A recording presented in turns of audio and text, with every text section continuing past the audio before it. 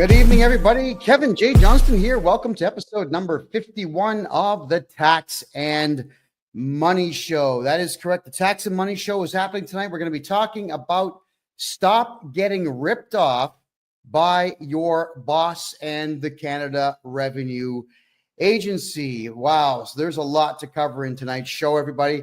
It's been an unbelievable time. I do apologize that we've had a few issues here with the PC not working properly, but I think we solved them all, and we're set to talk for the entire evening on some very serious problems. All right, I'm just going to come right out and say it. We have a serious issue in Canada, not just with the Canada Revenue Agency. We have a serious issue with a severe lack of manliness, a severe lack of masculinity. I'm gonna tell a story. All right, this has been going on for the last little bit now with a client of mine, and this client of mine is guy my age. I'm 53. This client of mine is just about the same age, and he is working for a company that he owns. That is correct. He owns his own business. The guy is a contractor. And as the contractor, he would be looking to purchase items from various locations and sell them to people. So what does that mean? When you're a contractor who installs floors for a living, you're probably going to go to a flooring supply depot. At least anybody who wants to make money would do it that way, because you're certainly not going to just make it up as you go along. You're going to go to the supply depot and you're going to buy what is what's needed. And in some cases, what you will be doing is working closely with the supplier. So let's just say, for argument's sake, I decide to go to Home Depot and buy carpet and then install it in someone's house and mark up the carpet, let's say 20, 30%, and then charge for my labor on that carpet. I'm going to make a couple of bucks. I am not working for Home Depot. If I went to Rona is the other big one in Canada, or Lowe's in the United States, if I went to any of those and bought carpet and installed it, I most certainly I would not be working for either one of those companies either. When you buy something from somebody, you don't work for that company. And if you choose to mark it up, that is entirely on you. You still don't work for the manufacturer of the carpet, and you don't work for the store that you bought it from. That's just how it is. And if, let's say, Home Depot or Aiken Heads or Rona or any of the other guys that are out there were to state that you do work for them, well, they're actually committing fraud, because money is going to be changing hands in some way, shape, or form if someone is lying and saying that you work for them when indeed you don't. What I mean by that is, if, let's just say, everybody watching this show right now, if I were to state that all of you were working for me and I was writing off your earnings as if you were working for me, I've got a tax benefit to that. And I am a liar, and I would be a fraudster, and I should be punished severely by the law if I'm going to be lying to everybody, the government and someone else, stating that you work for me when you really don't. All right, what I mean by that is, if I were to say that any of you watching the show right now worked for me, and I wrote down on my tax return that you worked for me, you're going to get taxed by the CRA, by the Canada Revenue Agency, and I get to write that off. But I'm writing off, it's pretty much a criminal act. And you're going to be paying the price for my insolence in stating that you work for me when you really don't. So whenever you buy something from anybody in Canada, you do not work for that company. You're simply a customer. You could also be known as a contractor. That is fine, but you still don't work for the store. Doesn't matter what you buy. You buy gum, you buy drugs, you buy Coca-Cola, you buy Pepsi, so we don't have preferences. You buy yourself a hamburger. You do not work for the retailer. You're a customer.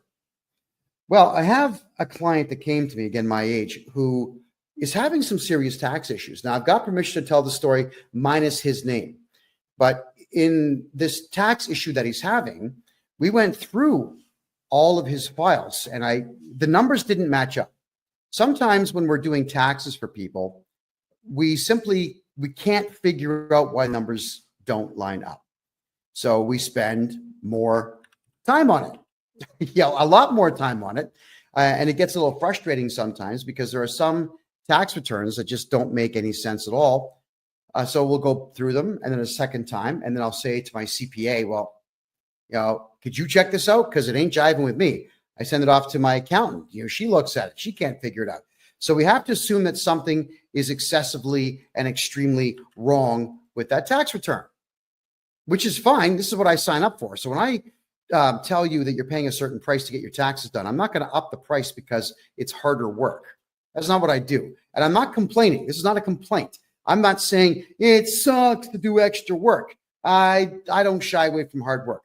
But when something doesn't make sense, my detective brain kicks in. Many of you know that I used to be an investigative journalist. I used to do private investigations in my 20s. I did process serving court papers. We did skip tracing, looking for people all over the world. It was a lot of fun. And I do have an investigative style brain. I'm always looking for answers where they may or may not exist. Well, we tracked down an issue for this client. And that issue was that this client was listed as an employee of a store that he has never worked for. And they had put down what are called a T4A. Now in Canada, not the United States, we're talking Canada now, when you are employed by somebody, at the end of the year, they're going to give you a T4 slip, which says, we are X company and John Smith works for us and John Smith made this and we deducted this much tax from John Smith and all the things that go with it. So that T4 slip is your employer snitching on you to the Canada Revenue Agency about how much money you have made. And when they do that, well, when you snitch on yourself, the only thing that the CRA is going to do is find some way to screw you and take your money. That's what they do. That's what these people, they're evil as hell. That's what they do. All right, let's go back to it now. The client in question has, for the last 8 years, gone to a place called Ritchie's, Ritchie. And for those who are watching here, I'm going to show you an image of it. This is the Ritchie's logo. They're out on the East Coast. They're in New Brunswick. And Ritchie's is a flooring supplier. That's what they do. They supply flooring. They have a lot of products in there. They're kind of like a Canadian Tire or who else would they be like? No, that's pretty much it. They would be like a Canadian Tire. For our American friends, a Canadian Tire is a place they usually have a mechanic shop and they have a whole bunch of mid-range, mid-grade stuff for sale. Sports gear, camping gear, stuff for your home and whatnot. It's all pretty mid-range. Well, that's what Ritchie's is. They've got a lot of mid-range stuff and they have some higher end stuff. This is another version of it here. And here's a couple of the clowns that run this place. My understanding of this Ritchie's store is with them functioning in first off, they're in St. John, New Brunswick on Rothsay Avenue.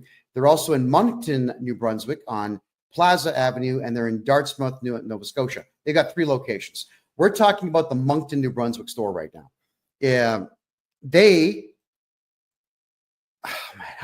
I can't even tell this story and take it seriously, It's just so irritating. So what happened is they got audited 15 years ago. I'm going to back the story up a little bit here. They get audited 15 years ago, and it scared the hell out of them.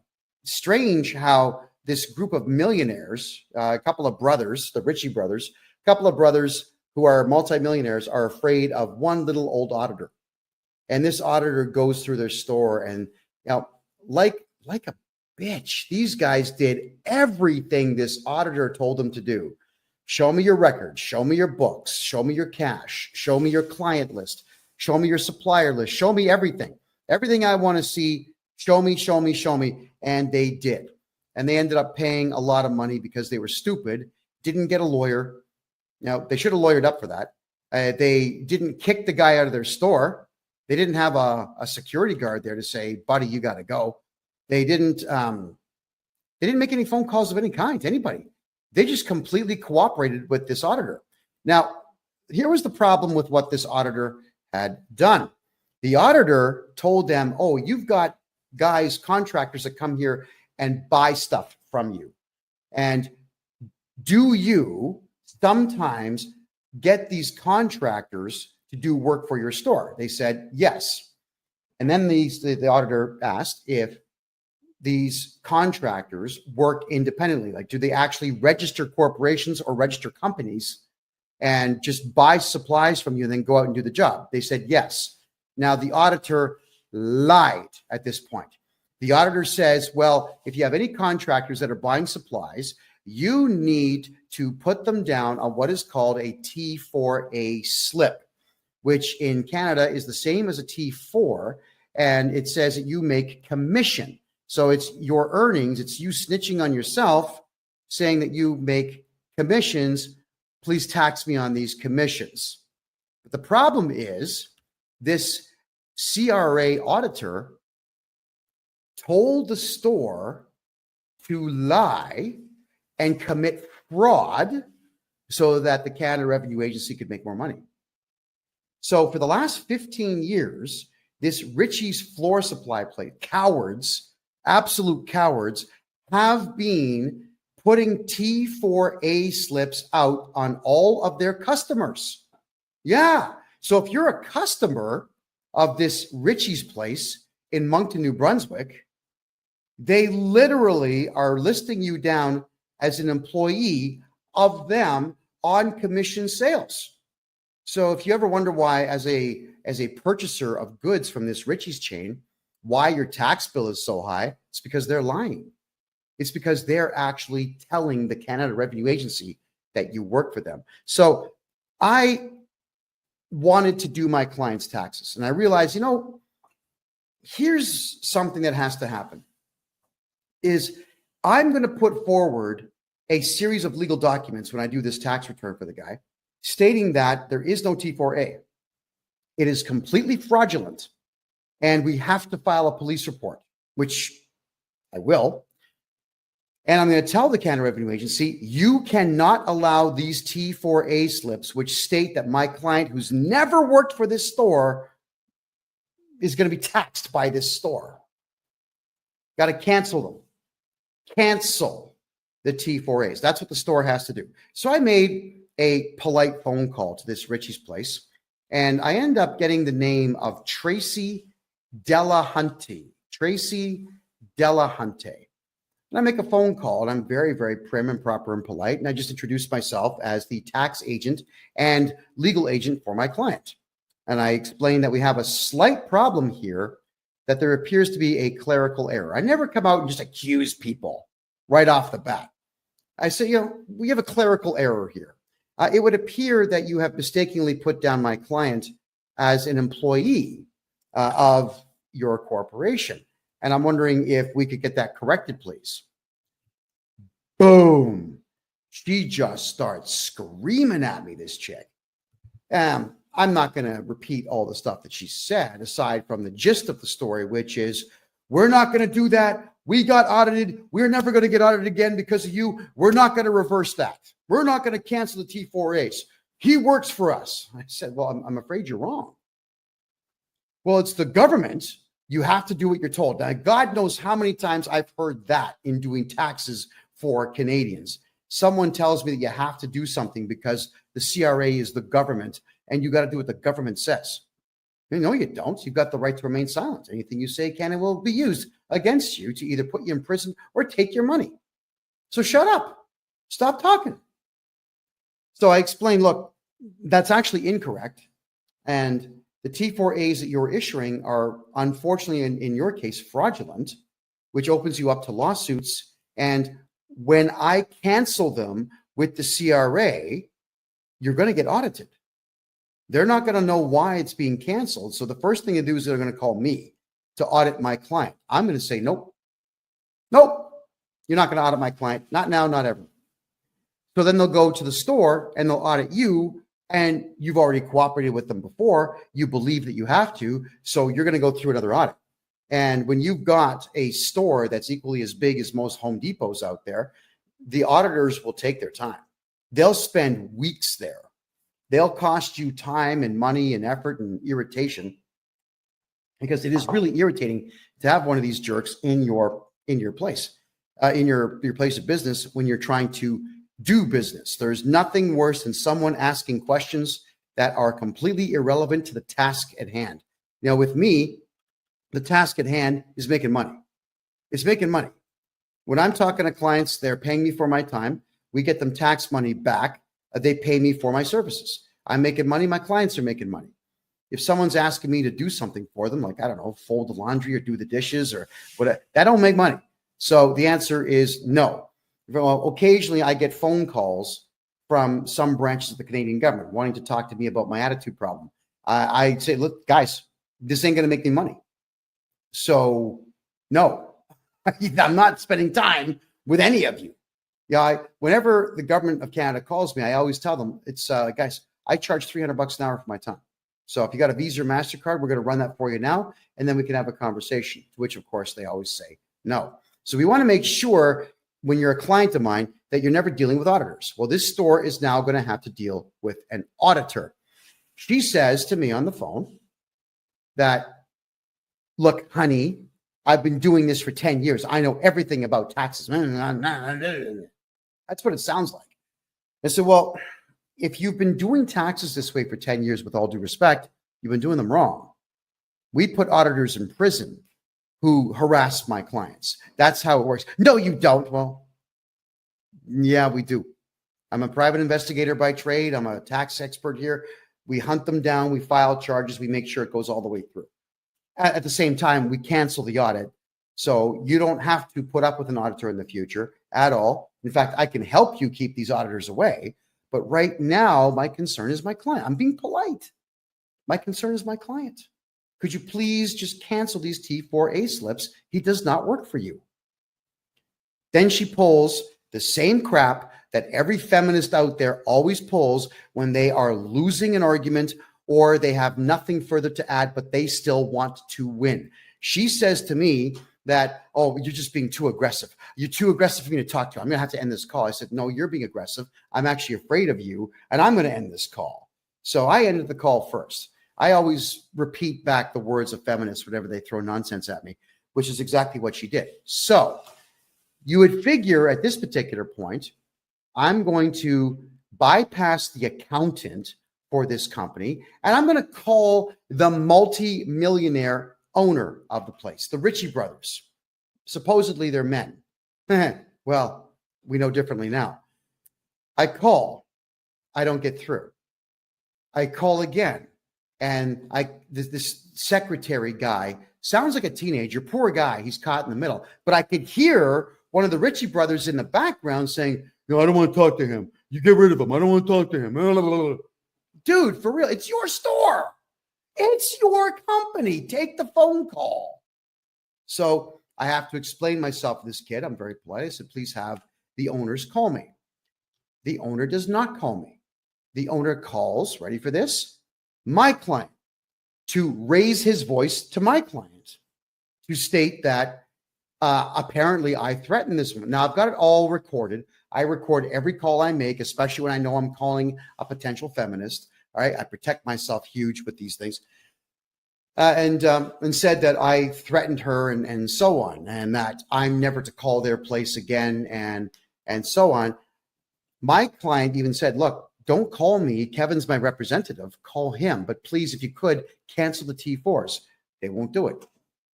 They won't do it. So I call back. And as I'm calling back, I'm getting the same runaround. So these millionaire supposed men, and let me put them on the screen for everybody to see. There we go again. These supposed men won't take a phone call from a guy on a phone. Now, it's not like I can shoot them through the phone. It's not like I'm going to stick my hand through the phone and wring their necks. It's just not how it works.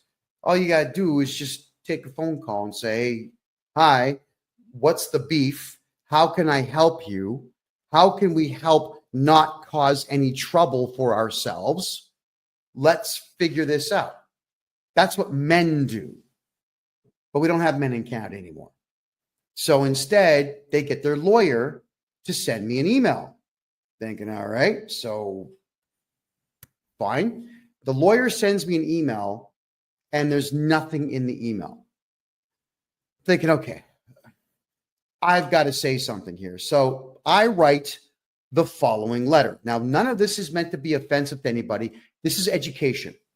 When all of you are getting screwed over by your employers doing foolish things like this, I'm showing you the process that I go through. So here's the letter, everybody. Urgent legal notice, action required to prevent a CRA audit to Adam Ritchie and Trevor Ritchie, the two millionaire supposed men running this company. Dear Adam and Trevor, my name is KevinJJohnston. I act as the legal agent and tax strategist for none of your business. I have been retained to oversee and resolve matters relating to my client's taxation and legal affairs. Upon reviewing my client's personal portfolio and taxation history, we are prepared to complete his tax filings within 2 days of resolving the current obstruction posed by T4 slips erroneously issued by your corporation. Polite, right? On January 27, 2025, I contacted Tracy Delhunty to request clarification on the existence of these T4A slips, which are obstructing my client's ability to file his personal taxes. During this conversation, Tracy volunteered unnecessary and inappropriate details regarding the inner workings of your corporation, which she did. Why is she telling me what's going on there? It's weird.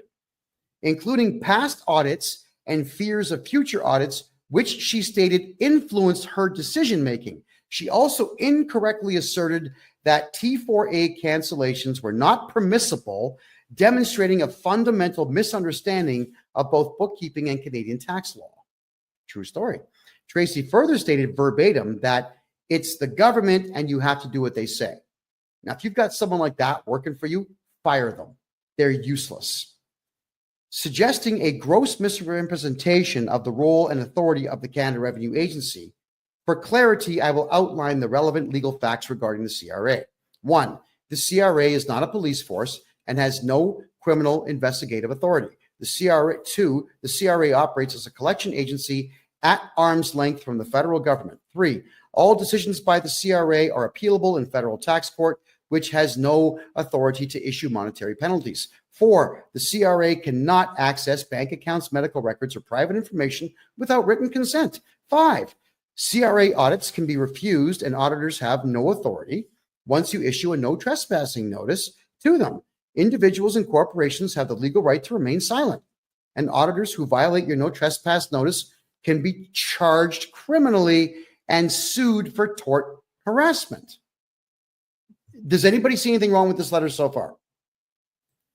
To continue it, by issuing T4A slips to my client, your corporation has falsely classified him as an employee when he is in fact a sole proprietor operating under his own federal and provincial tax numbers. There is no employment agreement, record of employment, or contractual relationship between my client and your corporation that would support the issuance of a T4A tax slip. This action constitutes a fraudulent misrepresentation of my client's status and creates legal and financial complications for him. To resolve this matter amicably, I propose. All right. This letter has gone to Ritchie's Flooring in Moncton, New Brunswick, for those who are curious about that.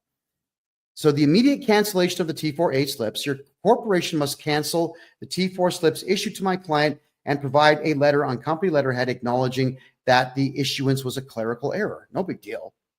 This letter will be submitted alongside my client's tax return to the CRA to rectify the situation. This corrective action is legal, straightforward, and cost-free. It's free. It doesn't cost anything to fix a tax clerical error in Canada. All right? Nothing. Alternative resolution. If you choose not to cooperate, I will proceed to revoke the T4A slips on behalf of my client by submitting the necessary documentation and legal arguments to the CRA. This action will include notifying the CRA of the fraudulent classification, which will result in an audit of your corporation. Should this occur, I will provide full testimony supported by evidence to ensure that my client's legal rights are upheld. Because you got to remember, I don't care about Richie's. They're not my client. I care about my client, the nice man that pays me to do this. Let me be clear. This is not a threat, but a statement of my client's legal rights and my professional responsibilities.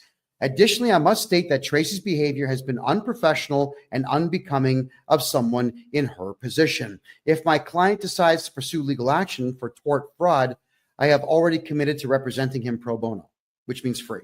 And I will represent him free of charge, because this Tracy woman, she really got my back up. I mean, most of the time, the average person has no capacity to get on my nerves. But when you've got a hardcore fundamentalist, lunatic, feminist creep who wants to shout out that her 10 years of tax experience cooperating with the CRA somehow outdoes my 40 years of experience not cooperating with the CRA, well, yeah, my back's going to be up. But what got me the most with her conversation with me is when she pulled that crap, "You're too aggressive for me to talk to." I wish we were allowed to slap people that said that, because that is just the most crass thing that you can say to someone. You may as well just admit that you're a loser and you have no capacity to debate. Surrender at that point. So here we are talking about Richie's, who doesn't want to be talked about. And I'm just getting started, by the way. So I tell them it's in your best interest and the interest of the corporation to resolve this matter promptly and correctly. Please provide confirmation of the T4A cancellations and the requested letter by February 3rd, 2025 to avoid further complications. Signed, me. All right. So again, you figure that the men, the brothers, these two names here, you've got Adam and Trevor Ritchie, Ritchie's Flooring. You figure that at this particular point, they would have the temerity, maybe, or just the bravery to contact me. You just say, look, oh man, this guy sent us a legal letter. He's accusing us of fraud. You know, why don't we call him and try to iron this out? That's the first thing I do. I try to iron it out. There's always a way to get things like this ironed out, but no, they've got stupid pride. Why? Because these two millionaire brothers apparently are beta cucks and allowed this feminist bookkeeper that they have get them in trouble. They sided with her. Fine, they're allowed to, but I'm pointing out that they're still committing fraud, whether they have silly pride or not. All right. So then their lawyer emails me again. And in this email, he's pretty short and sweet, but here we go. His name is Mark. You'll love this one, everybody. It's Mark D. And the last name is Tector. Mark Detector. Are you kidding me? That's this lawyer's name. He says, I am legal counsel for Ritchie's, and I have been retained in relation to the above noted matter. That was the letter I sent in. I have your email and letter dated January 29, 2025. I am reviewing your letter with our client and I am obtaining obstructions. In the interim, do not contact my client and do not make any further disparaging and unfounded comments against them or their employees. Regards, Mark Detector, partner at Stewart McKelvey Lawyers and Advocates. Advocates? I think he spelled that word wrong. I think advocate. Doesn't advocate have a D in it? I think it does. They forgot the D in their logo. The phone number is 902-420-3358. And he's got a cell phone number of 902-402-0101. All of this is going to be on freedomreport.ca afterwards if anybody wants to see it. And it's going to be on my website, KevinJJohnston.me. And you can read all of this nonsense for yourselves. So the lawyer, he does the right thing. He represents his client, and he's telling me that he's representing his client. He's telling me not to contact the client. Now, that is actually proper procedure. When you hire a lawyer or a representative or an agent, the agent is the one who speaks on your behalf. No big deal. That's okay. But to tell me not to make disparaging comments. Are you kidding me? If there's a beta cuck coward fraudster out there, you're all going to know about it. I'm not going to lighten my language and say, yes, we have a couple of males out there who may have made an inadvertent mistake, and they may have pride from old world, and that's impeding their capacity to make the correct decision, and we should forgive them. No, absolutely not. They are beta cuck coward fraudsters who have allowed a fraudster to run their accounting department, and they are defrauding dozens upon dozens upon dozens of hardworking contractors who are just customers. All right. So my reply, dear Mark, I wasn't going to put Mark Detector on this letter. Thank you for your letter acknowledging my legal demand. To clarify, I have no interest in engaging in discussions with your clients. My sole request has been explicitly outlined in my previous correspondence, and I expect it to be addressed accordingly. Right? There you go. Regarding any statements I have made, whether private or public, I am fully prepared to enter into a non-disclosure agreement, which is called an NDA, with your client, prohibiting me from making any future public statements about them from the date of signature forward, contingent upon their full compliance with my lawful and reasonable request. I trust this matter will be handled expediently. My name. Okay, nothing to argue with there. So what I'm saying here is that you have a couple of beta cuck fraudsters running this store, interfering with the tax return capacity of me, and literally lying to the Canada Revenue Agency about people who work for you that don't. And I'm going to tell the world about it. But had the lawyer read this letter and told his clients, hey, you know what? This big mouth, this big mouth from Canada that never shuts his big mouth, who's on the front page of every newspaper in Canada, will shut his big mouth, everybody, if you just cancel the T4As. I mean, if I was the lawyer, I would tell him, look, don't be a friggin' idiot. Just cancel the T4s and we'll draft the NDA and shut this guy up. That's fair, right? Well, not in Canada. You see, Canadians are not as smart as Americans when it comes to this whole NDA thing. Canadians have stupid pride. They get their backs up over nothing. And they always say, no, I'm not going to do anything he wants. Okay, fine. So I'm going to tell the whole world how much your company and you suck. That's my right. And I'm also doing it as a warning to all of you out there to pay attention to what your employers and your suppliers are doing, because it can really affect you negatively. So he comes back with this really short letter. Mark Detector tells me, we have now had an opportunity to review this matter with our client. The claims in your letter are without merit. Well, which claims? The claim that your client sucks, or the fact that the Canada Revenue Agency has no power whatsoever to force somebody to break the law? I mean, which one is wrong according to you and your client? So telling me that something is baseless, that it bothers me, not because I'm getting my back up. Lawyers are losers. Almost all of them are losers in Canada. They're not smart enough to get my back up. But the point is, this lawyer should have made a proper presentation to his client and explained it. He didn't. He comes back with this really short, terse, ridiculous nonsense. And now my client still doesn't have an answer. Again, it's my client. I care about my client. I do not care about this Richie's flooring supply shop run by beta cucks. So I had to send him a letter. I send him another one. Now, it's a bit of a lengthier letter, but it was necessary to send this because I must do everything I can for my client before we involve auditors of the CRA to penalize his supplier. Good morning. To the lawyer, Mark Detector. Good morning. I'm not entirely sure if you're actually doing your job or just taking money from your client. However, since everything I say has merit and your client is openly refusing to undo the fraudulent reporting that they have done, I will go ahead and trigger an audit against Richie's with the CRA, which is what I'm going to do. It is exactly what I'm going to do. Now, you've never heard me say that I'm going to cooperate with the CRA in any way. I'm going to cooperate with the CRA on this one. At this point, your client is fraudulently laying claim that my client is a staff member so that they can, ready for this, so that they can engage in higher write-offs, which I am calling exactly what it is, tax fraud. I will go ahead and have the T4As canceled without your client's involvement.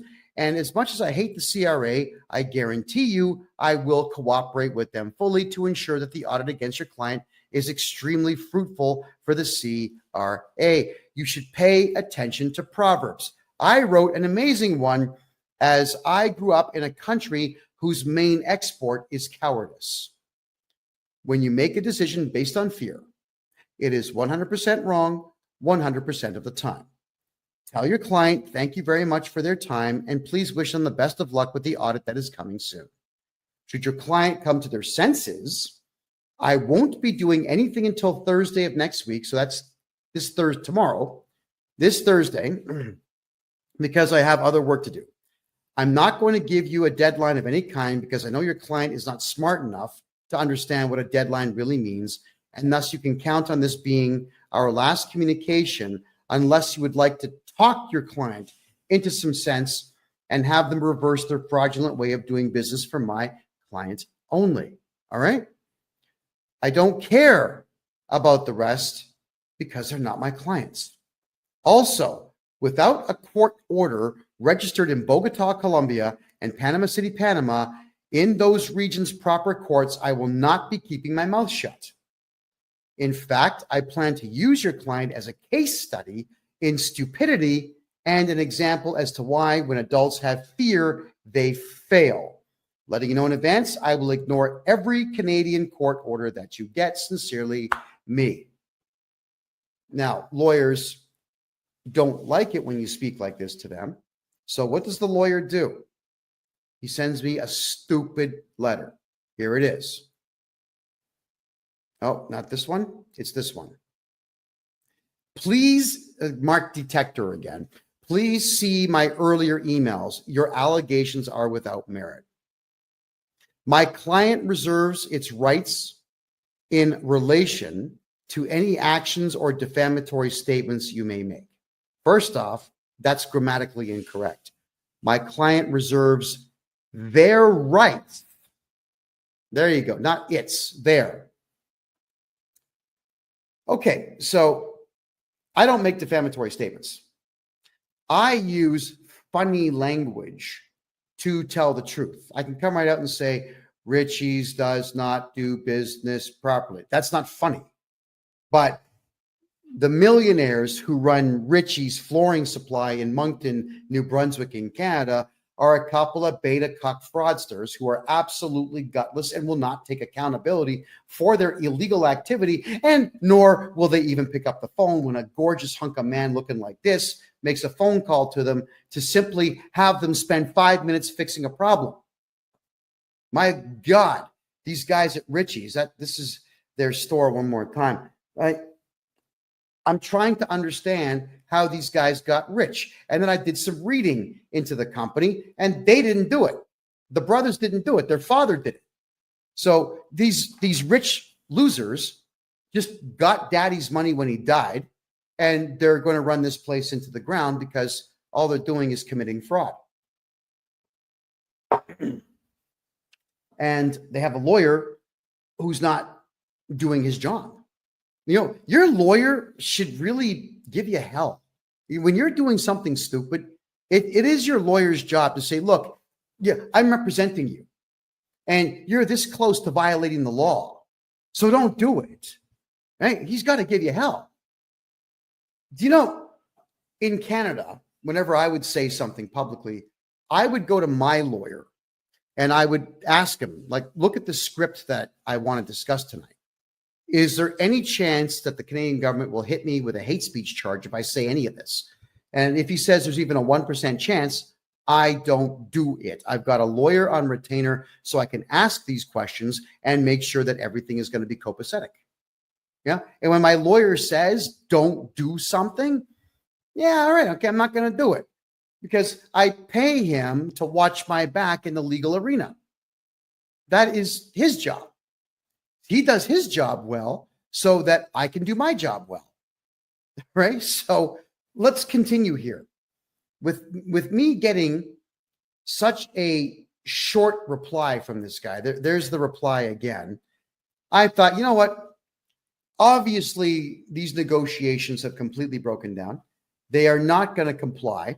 So I'm going to go ahead and report fraud to the local authorities, and I'm going to report fraud to the Canada Revenue Agency, an institution I hate, an institution I never cooperate with at all. But because these people got my back up just a little bit, congratulations to them, I'm going to make sure that it happens.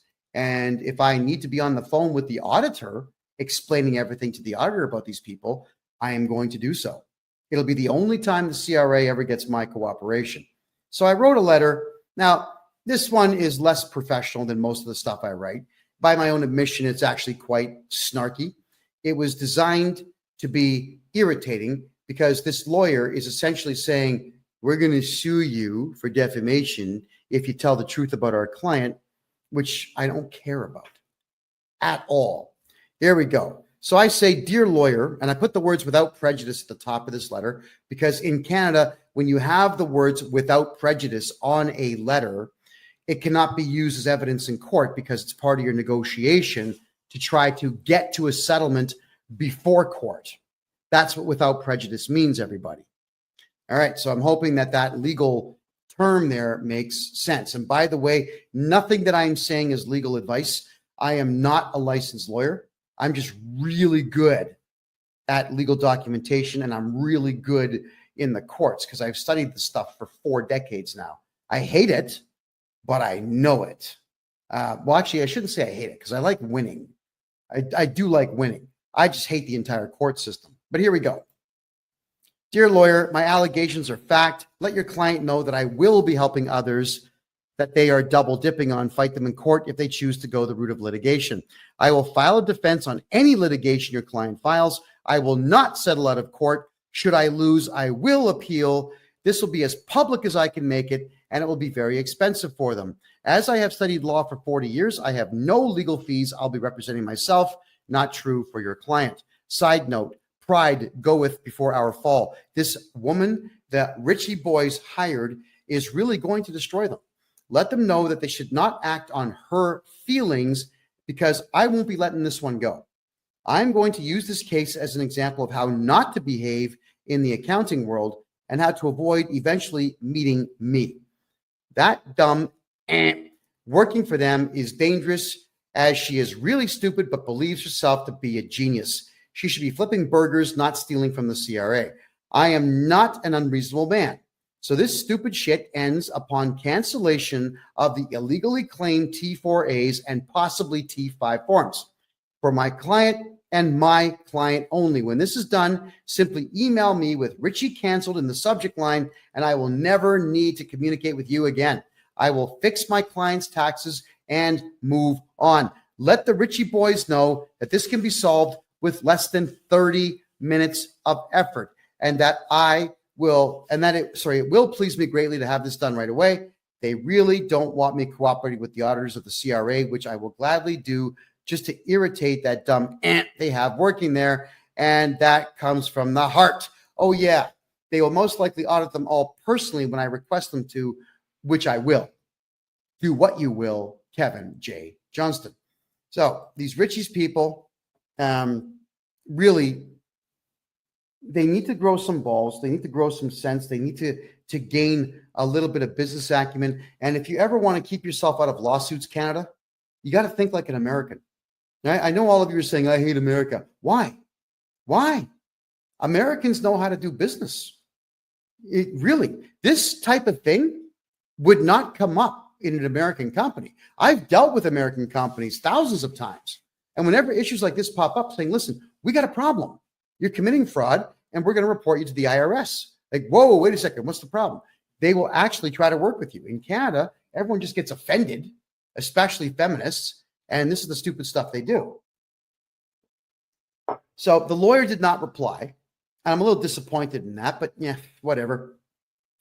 We did my client's tax returns as if he did not have a T4A form ever filed for him. And I am declaring in an affidavit, using all the legal knowledge that I have, to tell the Canada Revenue Agency that this stupid store, Richie's Flooring, is committing tax fraud. Now, here's the fraud, all right? Let's go back to the beginning of this story, where they got audited 15 years ago, and the auditor told them, if someone is buying supplies from you and they're a contractor, put them on a T4A. So the auditor told this store to break the law, and the store that did not get any legal advice has decided to break the law for 15 straight years by committing tax fraud times God knows how many people buy their supplies. Think about that. If I tell you to shoot somebody in the head and you do it, you go for murder 1, possibly murder 2. I go for solicitation of a crime and possibly accessory and possibly murder 2 as well. Don't think for a second that because someone else tells you to commit a crime that you're going to be absolved of it just by saying, I don't know. He told me to do it. Do you think really that's a defense in court? You're out of your friggin' mind if you think you're going to get away with using that as your defense. Not only are they breaking the law, but they are proud that they are doing it, and they are getting a lawyer now to assist them in breaking the law. So this lawyer that they're utilizing needs to go back to school, I think, because the next step for me is to start filing complaints with the Law Society of the province of New Brunswick to explain that this guy is giving them really bad advice and did nothing to solve this problem. Well, if anybody out there would like to call Richie's, let's bring the information up right now. I'm going to share the screen right now. Here it is, everybody. So I know you won't see it on, hold on, where are we there? No, wait, there we go. Boom. Let me just turn this off for you. So there's Richie's. They are in New Brunswick. Let me zoom in a little bit for you here. That's the store right there. Richie's Flooring Warehouse, 19 Plaza Boulevard, Moncton, New Brunswick. Okay, everybody out there who's watching on TikTok. Oh, sorry, guys. Is the audio better now? Is that a bit better for you?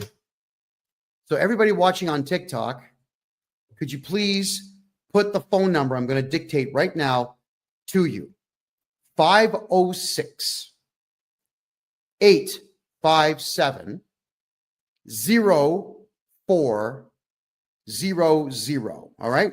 506 857 0400. I'd like all of you to ask for Tracy Delahunty and ask her why she insists on committing fraud. Okay? Ask her.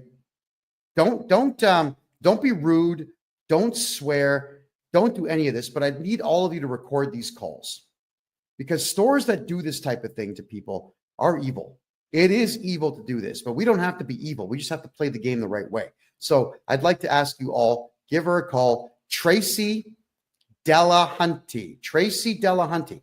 Give her a call at that phone number and ask her to cancel T4A forms for everybody who is a contractor because it's illegal for them to double dip. Now, what do I mean by double dipping? Let me tell you right now. You see, these contractors in Canada, they're going to write an invoice.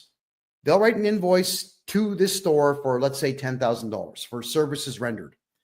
And then this invoice is also going to have the goods and services tax on it, which I think is 15% in that province. And the store will pay them and they'll be able to write off that expense. It's a contractor expense. It's a contractual staff expense. But what they're also doing is using the T4A slip to write that off as well. So they get to write off the same guy's stuff twice Well, the guy who wrote the invoice is no longer able to use all the expenses he has to lower the amount of money that he's making on a job from this company. Think about that. So the store is double dipping, which means that the individual contractors get completely screwed on their taxes. Completely and totally screwed. So I need everyone to give them a phone call and ask them if they could please stop defrauding their contractors, and again, record the call. And if anybody gets anything interesting out of these people, because they like to talk, they will probably share information with you. Could everybody who's going to do this call, here's what's going to happen, okay? Either the funniest one that you record or the one that gets the most information. I'll play that one on the next show as a follow-up to this show, and you're going to get $100 of my own money. I'll send you $100 of my own money for being the winner, the one that gets the best stuff done. Now, I don't mean prank them. I don't mean phone them up and flush a toilet. That's dumb. What I mean is, when I say funny, is get them to react in a certain way where they're actually divulging information to you that they shouldn't be divulging. Because everybody on the East Coast of Canada, it's not that they're really, really, really, really nice people. It's that they're just, in some cases, really dumb, and in many cases, drunk. There's a lot of alcohol abuse on the east side of the country. So these folks here are not going to be thinking all that clearly when they do this. Now, whilst we are reviewing this, don't call the lawyer yet. I don't want that done yet. But if this lawyer is going to be extremely unreasonable, I will deputize everybody here next week and then have you call this lawyer and record those calls. Because the only thing I want, the only thing I've asked these people for is to cancel the T4A slip so that I can do my client's taxes legally, properly, efficiently, and today. Right? Now, I'm going to do my client's taxes anyway. I'm not waiting for these people. I will do them anyway, and I'll be putting forward the letter to the Canada Revenue Agency explaining that this place is committing tax fraud, and the CRA, they'll be all over it. And when they call me asking, would you like to bear witness? Would you like to assist us? Yeah, I would. I absolutely would. I'd like to also encourage people, if you could, please. And this is just a personal thing right now. And I'm going to be taking questions very shortly, everybody. So save your questions for about 15 minutes from now. But I don't have very many pet peeves. I really don't care what people do. It's none of my business. But something that I cannot stand is bad manners when bad manners are not necessary.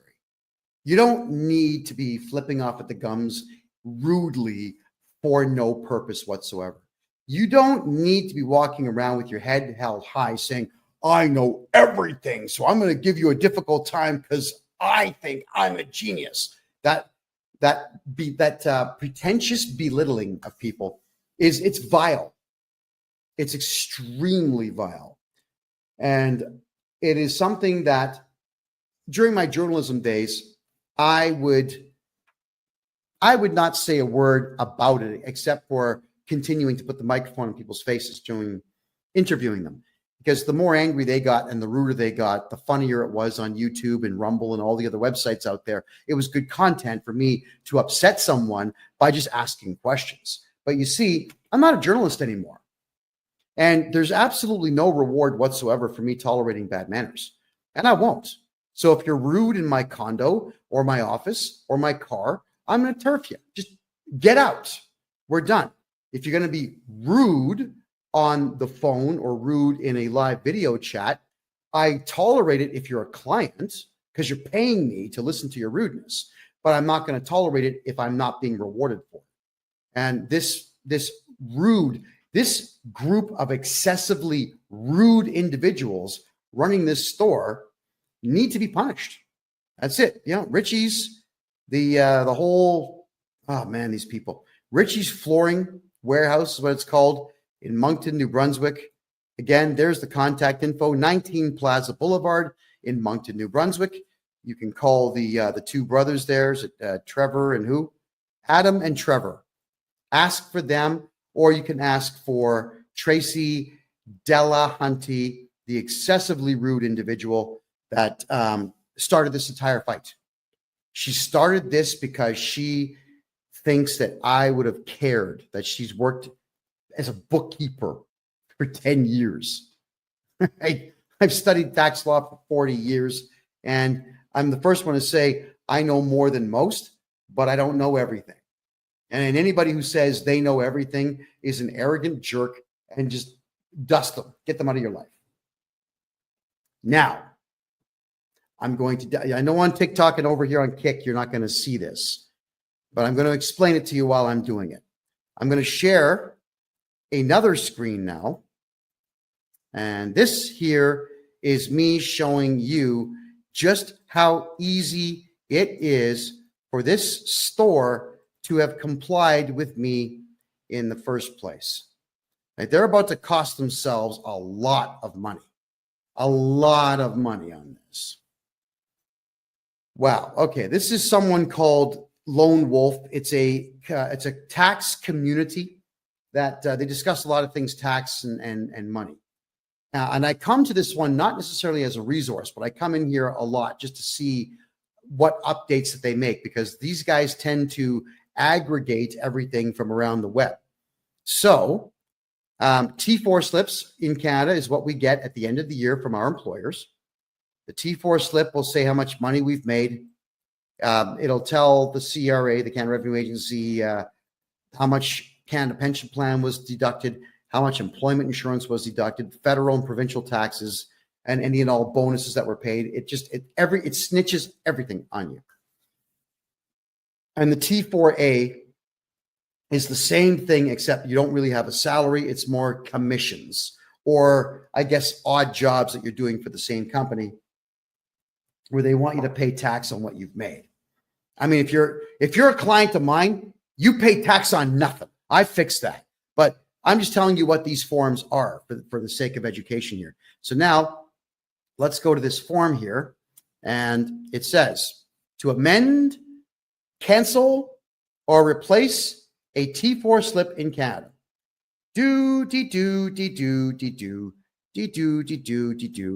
Cancel a T4. Detailed steps. I click on it. So if you're preparing a T4 and you have any tax software at all that interfaces directly with the Canada Revenue Agency, you go to the top right corner where it says amend.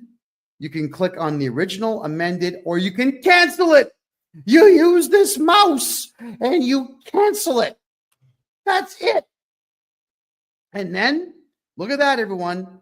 It'll actually say canceled on the T4. That's not even 5 minutes. That's 30 seconds.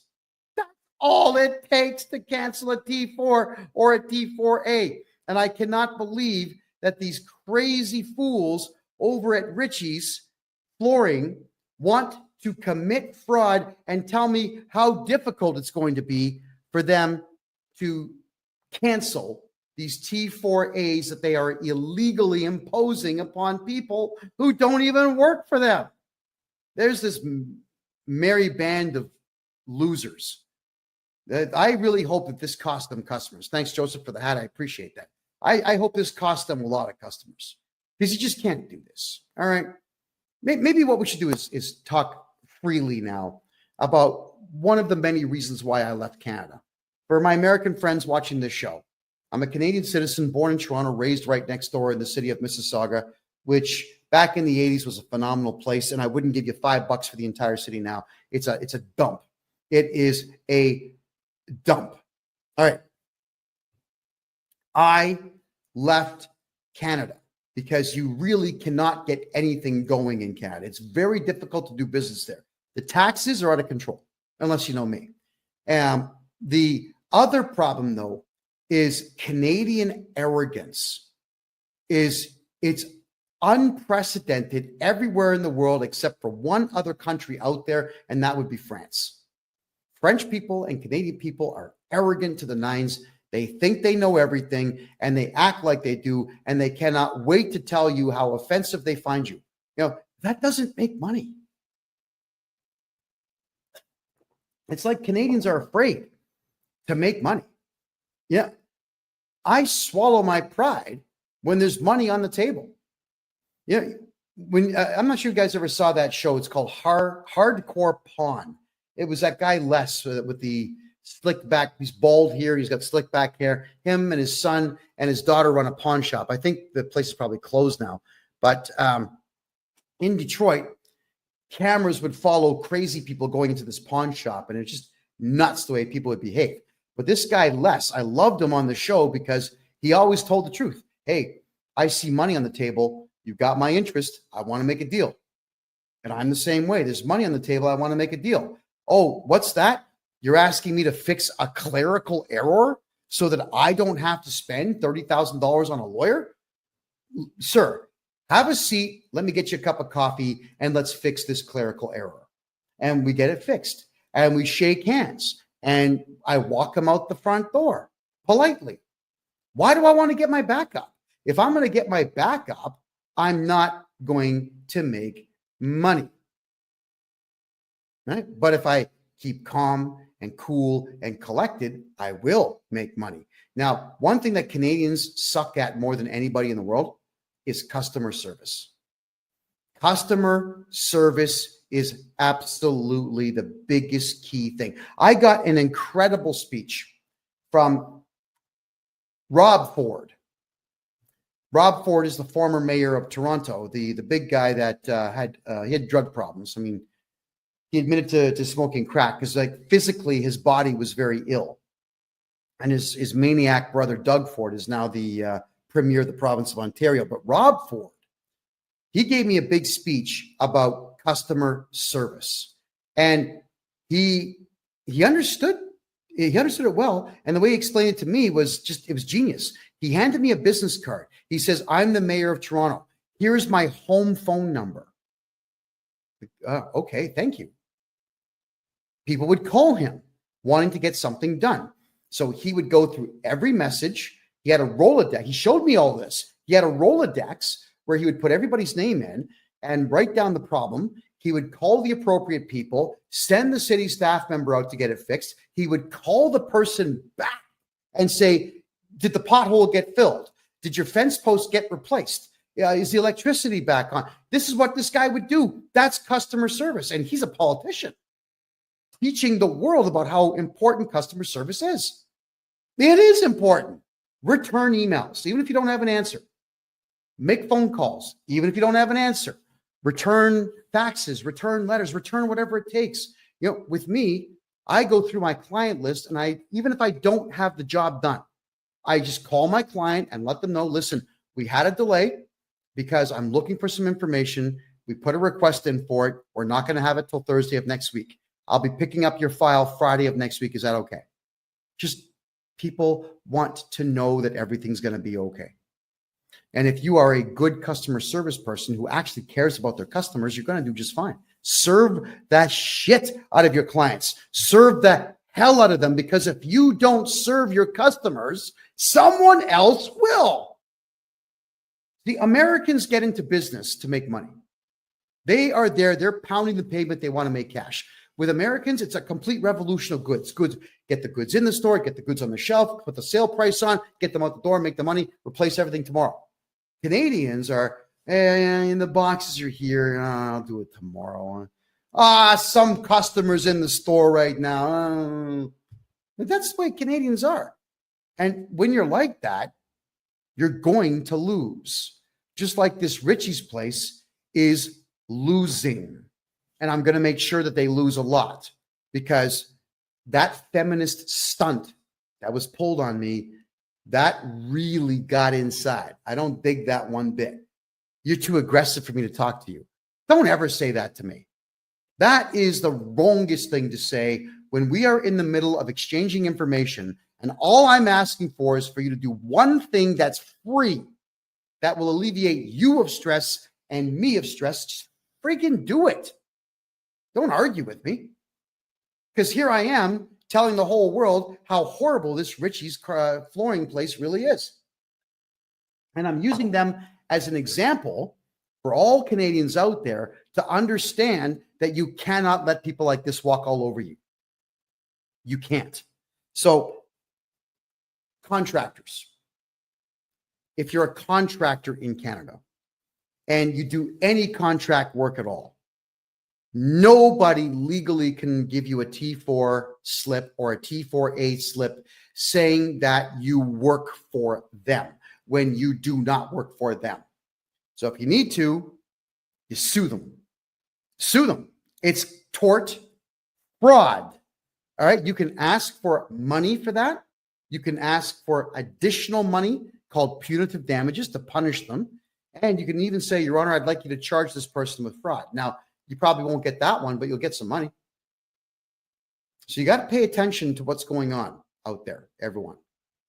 No matter what, because we are in really awful economic times, especially in Canada, because the world is a mess, because most countries in the Western world have got massive amounts of unfettered immigration, bringing in the worst of the worst from around the world who have completely destroyed our culture and our way of life and so on. I get it. Everybody's stressed out. But instead of rising to the occasion, everyone's just fighting with each other. I'm not going to fight anyone. I'm not fighting tax people out there. I'm going to compete with them by offering a better product than they do and by fighting for the rights of my client base. Just like this store should have got their lawyer to say, hey, CRA, you cannot instruct us to break the law, and we are not going to lose any customers for you. So get lost. You can say these things. You've all heard me on the phone many times talking to auditors and various employees of the Canada Revenue Agency, telling them, like, guys, you got no power. We're not going to cooperate. Don't go to my client's place. You're going to get charged. We can say these things. But Canadians don't do that.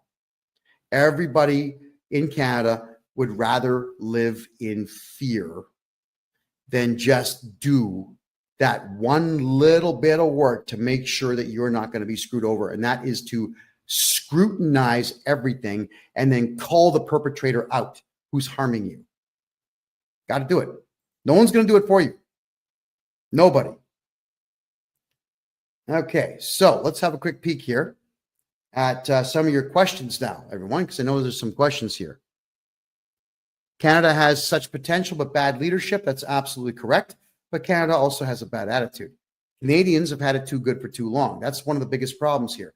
Country was too prosperous, way too prosperous for its own good. From 1948 to 1994, money on every street corner, money everywhere. When the rest of the world was failing, Canada was succeeding. So Canadians got way too comfortable. Decadence is not good for human beings. It's just not good. So I'm hoping that we never get to a point where we have nothing but leisure time, because human beings become worthless with leisure time. And we've seen now what's going on.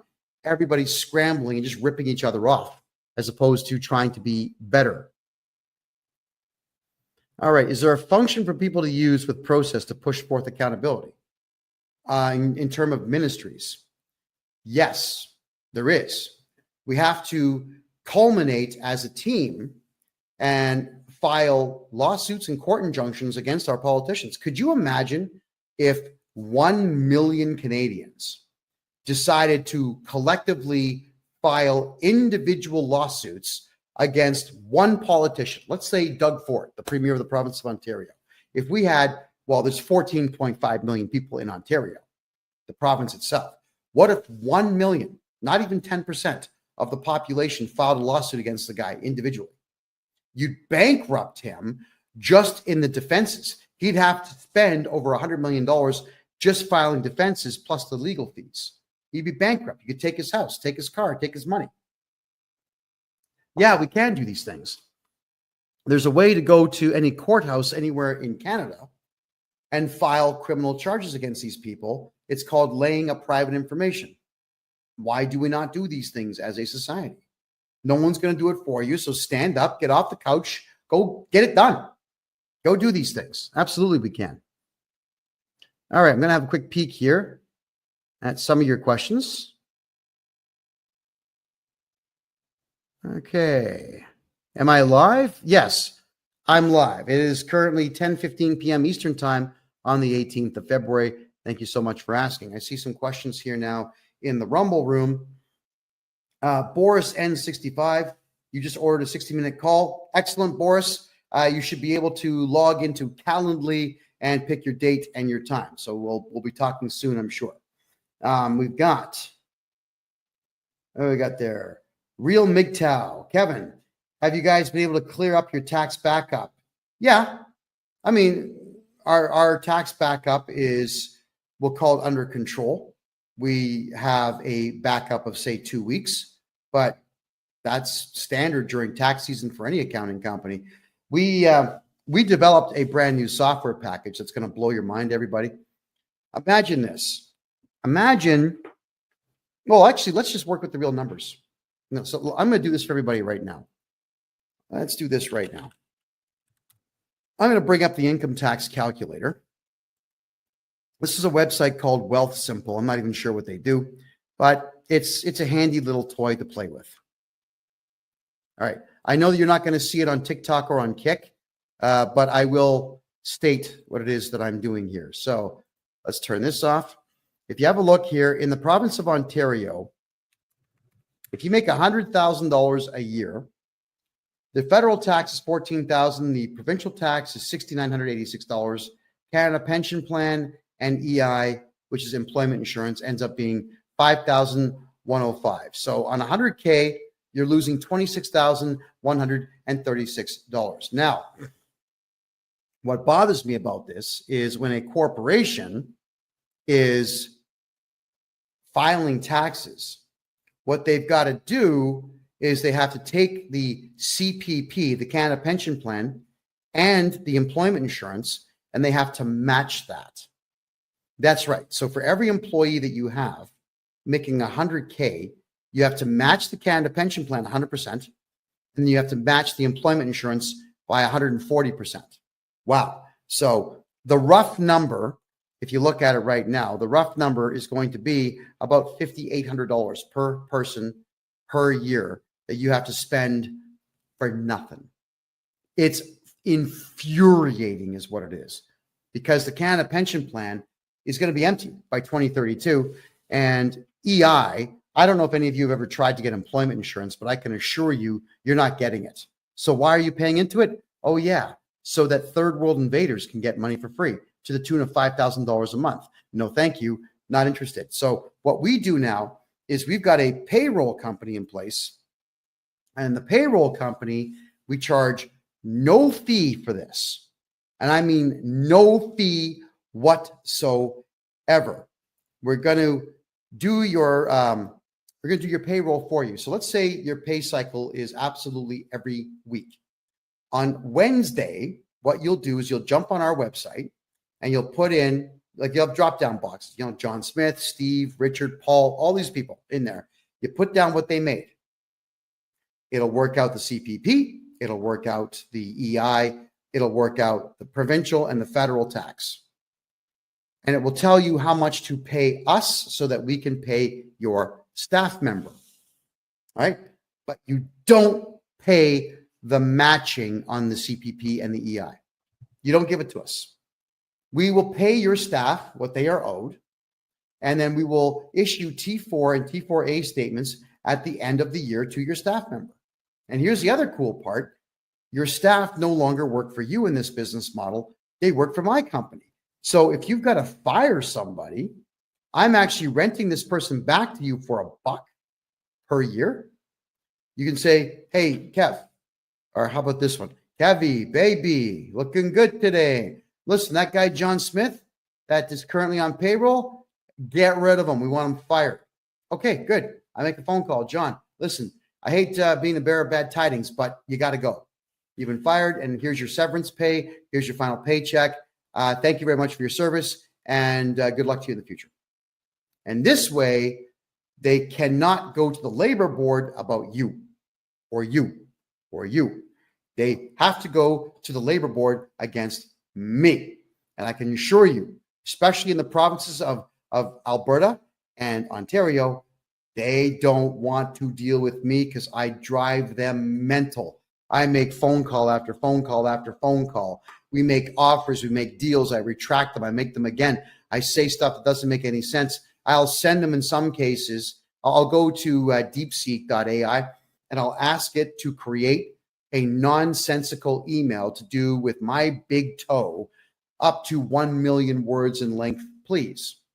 And it'll do it. So I copy this 1 million word story about my big toe, which I'm sure is really not that interesting to read, and I'll copy and paste that in there. Now, and then I'll do it a second time. And then I'll ask DeepSeek to maybe change the story a bit and send them that. I hate the labor boards. So you want someone like me watching out for you, not breaking the law in any way, making sure that the law cannot be used against you because all the onus is on me. Laura Lee's asking, how do I pay you for a consultation? Head over to my website, KevinJJohnston.com. That is my name, Kevin J. Johnston, which is JOHNSTON.com. KevinJJohnston.com. You can grab a consultation there. As soon as you get past the initial screen, you'll go straight to Calendly, where you can pick your date and your time. And let's get rocking here. Let's fix your tax problems. All right, let's have a look at your other questions here. All righty.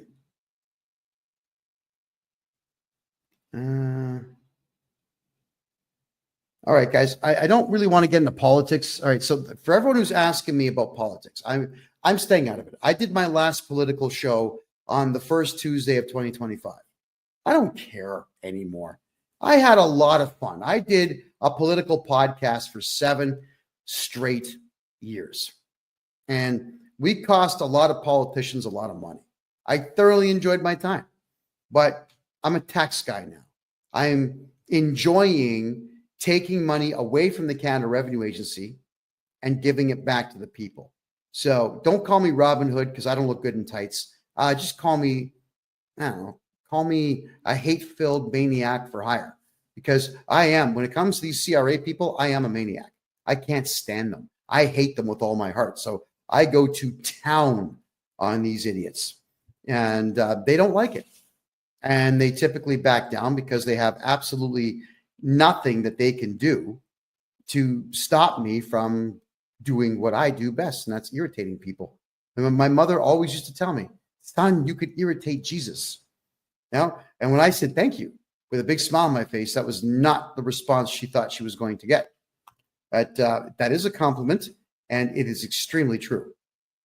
What's the best province in Canada for business? Suppose it's like, well, what are you doing? If it's prostitution, it's British Columbia. If it's drugs, it's Quebec. If it's drugs, the second place one would be Ontario. If it's drugs, third place would be British Columbia. If it's drugs, fourth place would be Alberta. But if you're looking for which province has an economy that's growing, the only one is the province of Alberta in Canada. All the other ones are shutting down. Everyone's leaving. Everybody is leaving. Yeah. I do taxes for people in Quebec. And Quebec is unlike every other province in the country that works on admiralty law. Quebec works on civic law. And civic law means that the province can do whatever it wants. And they do. They do whatever they want, which means the province of Quebec has their own provincial taxes, which are ridiculously high in comparison to the rest of the country.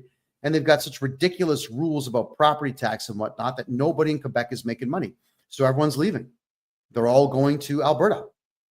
But if you're in Quebec and you want to do business in Quebec, what I would recommend is you contact me. I'll open up a numbered corporation or 2 or 3 for you in Ontario.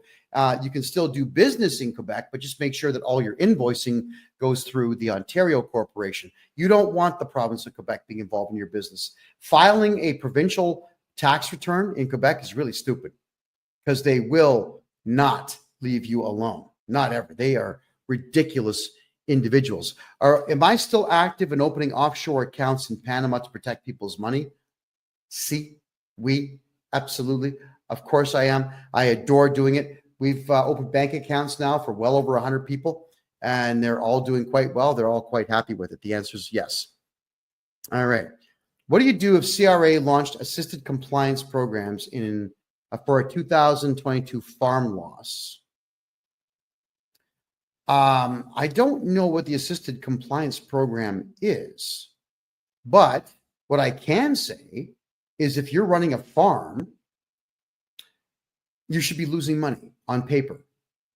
And that is what I do best. I make sure you lose money on paper. Your farm should lose money for 10 straight years on paper. So if anybody out there is on a farm or owns a farm and you want to get all your tax money back on that farm for the last 10 years, get a hold of this guy right here. Okay. That is what I do. Am I in Toronto?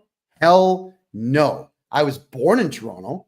I was raised right next door in Mississauga, but I despise Toronto. I don't like the roads. I don't like the architecture. Anything after 1960, I can't stand the architecture. I mean, the left wing nut jobs destroyed that place. And look at the mayor that you've got in there now. Olivia Chow is a Chinese communist, essentially a spy for communist China. And when I saw her dancing almost completely naked in some feather outfit to show the world how sensitive she is to the far left politics, I'm thinking, yeah, Canada, the only thing that's going to save you is revolution.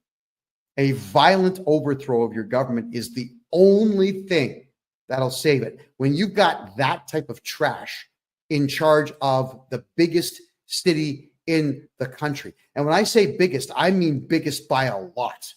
It is more than double the size of Montreal, which is the next biggest city. Double the size. You can't have trash like that being the face of your city. But Canadians, you voted for her, and you're not throwing her out. So for me, the odds of me stepping foot inside of the city of Toronto again are zero. Zero. Unless, I know it's a joke, but I'm kind of partially serious. Unless some Kazakhstani terrorists showed up and said, hey, we got this nuclear weapon here. Here's the key. The battery still works. Would you like it? I say, well, sure. Just make sure that you can ship it to Front Street in Toronto, right? Beautiful. And I would clack it. I'd set the timer for 3 hours. I'd leave town. I know exactly what hill I would go to watch the mushroom cloud go up and just smile. I don't even smoke, but I'd crack out a stogie and I would just watch. I hate Toronto. I loved it as a kid. It was an incredible place in the 80s, even up to the early 90s. Now, it's just a dump. It is a dump. It doesn't matter that it's got big screen TVs everywhere. What does that matter? All it's doing is selling you stuff that you don't need. It's not like there's jobs in Toronto. It's not like it's a place you invest and make money. The condo market is completely dead in that place. Nobody can afford housing, and the taxes are the highest in the country by a lot when it comes to anything to do with the home. Food prices are 5 times the price they were in 1988 in Toronto. Why would you want to be there? You know, Panama City, I'm in Panama City, the capital of Panama. The subway system here is better than Toronto, faster than Toronto, cleaner than Toronto, and it's only 35 cents to jump on the train. 35 cents a ride. Tap your credit card, walk through the gate, get on the train.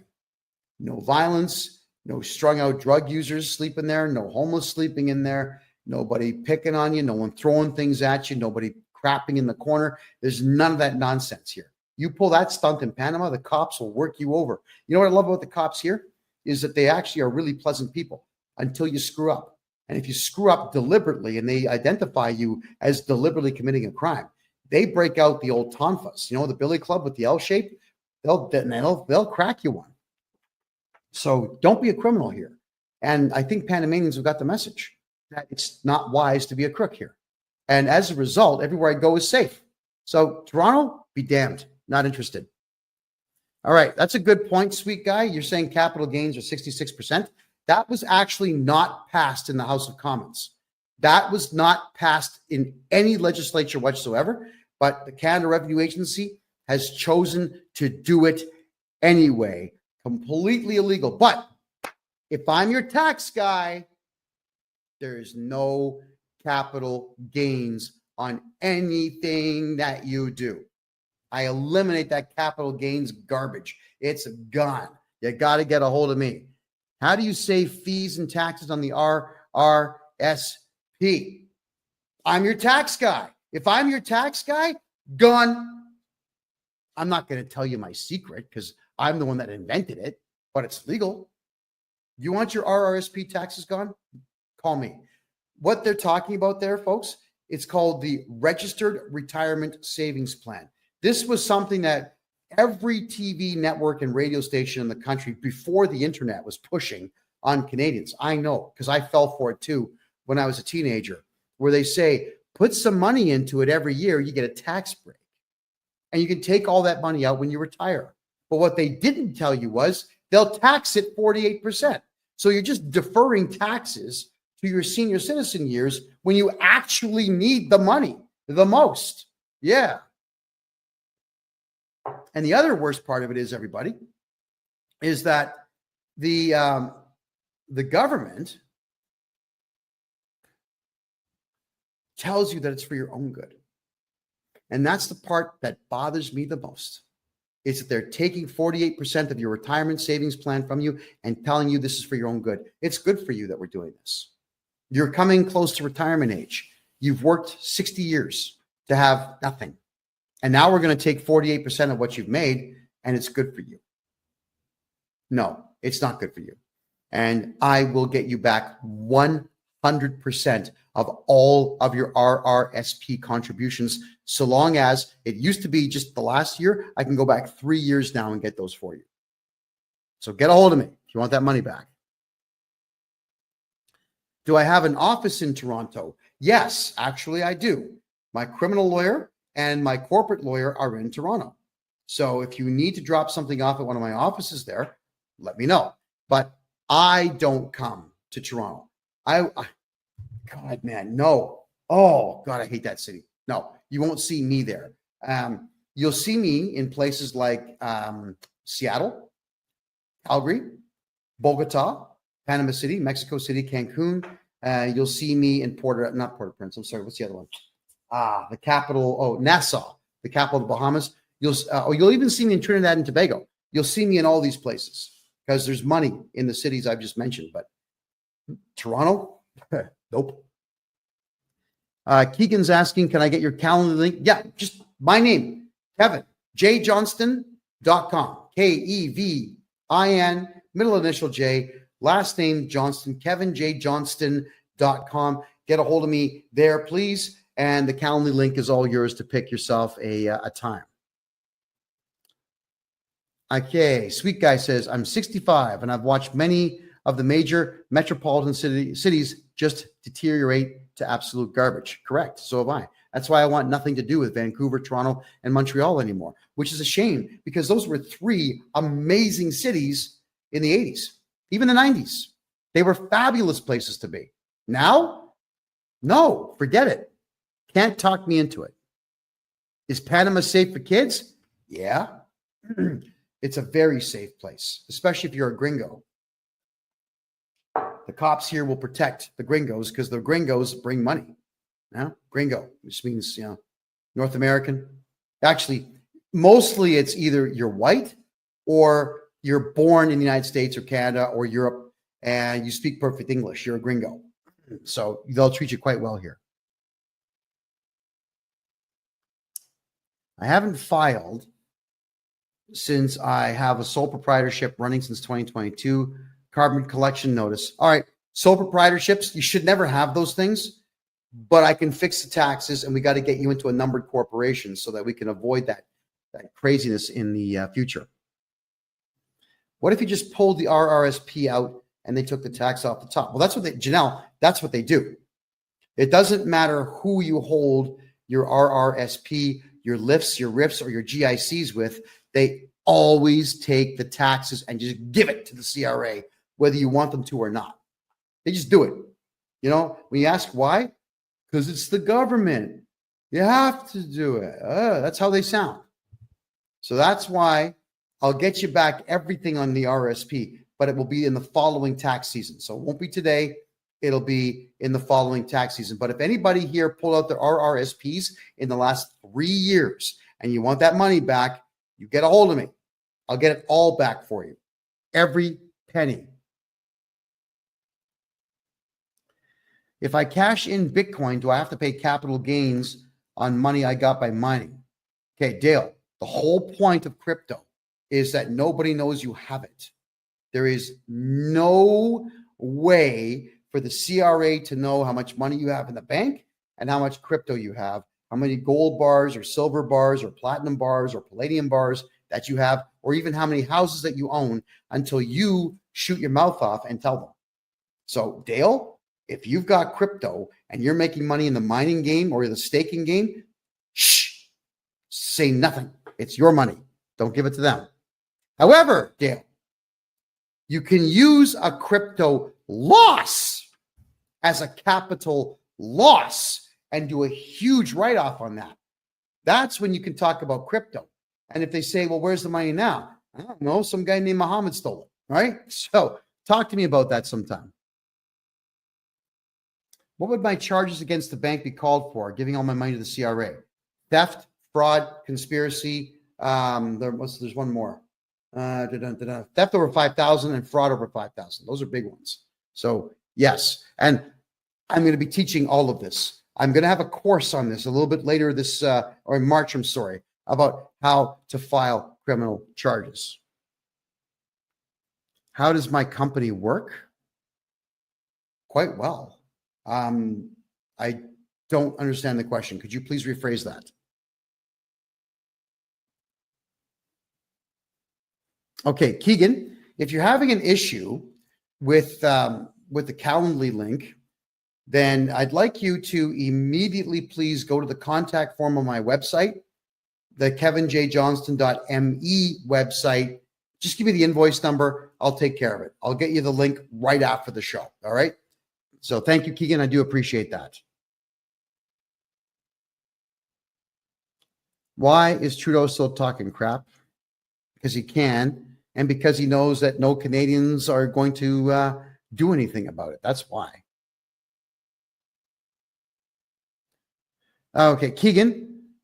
Yeah, you definitely got to get a hold of me, Keegan. Please do that. In fact, everybody write this down for Keegan so he can email me. It's freedomreport.ca@gmail.com. Email me right now with all your contact info, Keegan, and your phone number. I'm going to call you right after the show. Are Panamanians nice to Canadian people? Yeah. Oh, yeah, they certainly are. I was having a good laugh today with a friend of mine. We had this gorgeous waitress today. We had chicken wings that were like this big. It was awesome. And I just said to her through the Google Translator, "You're gorgeous and I want to marry you." So she just types back saying, "Okay, but you got to get me a ring right now." So, I'm searching my pockets looking for a ring, and she's laughing, we're laughing the whole bit, and she's going to be cooking me dinner this coming Saturday. So, the ladies here are fabulous. People here talk to each other. People here have a good time. It is remarkable how easy it is just to strike up a conversation with somebody. Mostly through Translator. I've got these really wicked earbuds now that I stick in. I give them one, and it translates in real time. Yeah, it's like the Babel fish from the Bible. It's amazing. People in Panama are awesome, guys. You'd love it down here. I love it down here. Okay, Clap. If you're talking about the banks breaching fiduciary duties and breach of trust, that's not a crime. That's civil. You can sue them for that. So you certainly can do so. And you should. What should I do? The bank account has been frozen by the CRA for the last 3 months. Mr. Fix-It, I have to redo your taxes for the last 10 years, get your tax balance to zero for you, and they have no choice but to unlock the account. That's the only way. You can appeal and fight in court, but it's ridiculous. Let me just redo your taxes. Get her done. There we go. And KD, you're saying pay your debt? Why? That's rude. Why? Okay, let's cover that for a second here, everybody. You all know that I used to be a journalist. And you all know that I've been to 3 major war zones during my journalism period. You all know that I went to the Myanmarian war zone and I went into Bangladesh. I had to go with armed soldiers. We had to carry machine guns, knives, grenades. I went into a war zone so dangerous that the soldiers told me through a translator that if you see 4 or fewer attackers, throw the grenade at them. 5 or more, hold it to your head and let it go off, because if they catch you, they will cut everything off of you and feed it to you. That's how gross these terror groups were. And the Canadian government is funding all that nonsense. As gross as it is, I'll just tell you the truth here, because I, to this day, cannot get the images out of my head. 2018 is when I was in that war zone. That's 7 years ago. 7 years ago, and I still remember all the dead bodies that I saw in the fields. Dead children, dead women, dead babies, slaughtered with knives that the Canadian government's paying for with CRA's money. Don't you ever come on my channel and tell someone to pay their CRA debt. Don't ever do that again. You're gone if you do. Do not pay the CRA anything. The Canada Revenue Agency right now is going out of its way to make sure that terror groups around the world have more than enough money to slaughter innocent people everywhere. I'm the only one that went to that war zone. The only one. There was not a single journalist that went to the Myanmarian war zone. They're not brave enough to do it. I was there. I saw this. I filmed this stuff. There was a court order put on me by the Canadian government saying that I could not release that footage. Well, guess what? I brought that footage with me here to Panama, and there's nothing stopping me from releasing it. In fact, I'm testifying against the Canadian government in Bogota, Colombia this September, and we're going to play all that footage. I'm not going to watch it. Look at this. Look at this. When you see that stuff, it never leaves. And I know that my country of origin is the one paying for death all over Asia and all over Africa and all over the Middle East. Don't ever tell anyone to pay their Canada Revenue Agency debt. I'm telling all of you, do not pay the Canada Revenue Agency. It's not like it's going to Canadians. It's going into the hands of killers and pedophiles and terror groups all over the world. So, you know what? I'm going to block that idiot. Just get the hell out of here. Nobody wants you here. Anyway, getting back to taxes. Do you have any representation office in Alberta that can do my taxes, or how does that work? D. Carly, we do everything remote now. You know, there's absolutely no reason whatsoever to have these huge brick and mortar places. Yeah, we have offices, but our offices are small. You know, they're like garages, you know, maybe 400 square foot places. They have enough room for desks, chairs, filing cabinets, and 2 or 3 people to work in them. Everything that we do is on screens. I've got the laptop here. I've got the phone here. I've got a second phone here. I've got a third phone over here. And I've got 2 monitors on a wall in front of me here where I can see everybody at the same time. Like, we're all connected all day long. We don't need it. And it's really, really, really efficient for me that way, because I don't have to be in Canada, a place you all know that I couldn't wait to leave. So I just can't stand the politics there.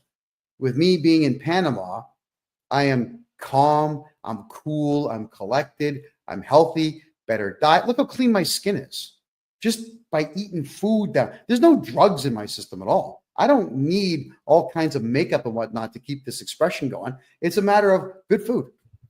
I'm just healthy. My blood pressure is perfect. My blood counts are perfect. Yeah, I'm happy all the time. Why would I want to be there? I'm going to do everything remote. So get a hold of me on the website and we'll take care of all your taxes there. My CPA is in Ontario. My lawyers are in Ontario. Some of my team are in Vancouver and some of my team are in Alberta. We don't need to all be in the same place at the same time. It would be nice, but it's completely unnecessary.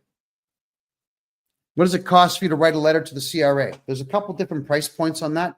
It's either $350, $500, or $950, depending on the complexity of the case. So get a hold of me if you want that done. All right. Let me just check the Facebook chat rooms here. All right. What do I think of Vancouver? What, the city? That would be an all-day thing. I'm not going to bother answering that one. just let you know that I'm extremely disappointed in its downfall.